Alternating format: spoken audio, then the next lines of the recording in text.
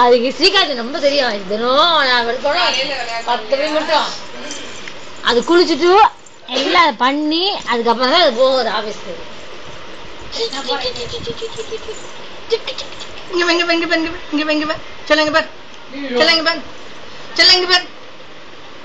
அது கேமரா பக்கம்